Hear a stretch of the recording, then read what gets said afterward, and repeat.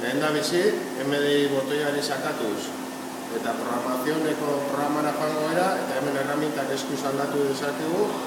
Beraz, sartuko dugu adibidez T101 F on the block jo, eta sustituirrekin herramienta aldatu dugu.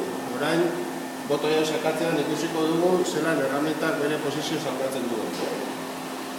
Hemen ikusi dugu posizioz handikaldean zelan duen bata posizioz ondo aldatu duela, berriz ere aldatuko dugu. Kasu honetan, T2 esango diogu.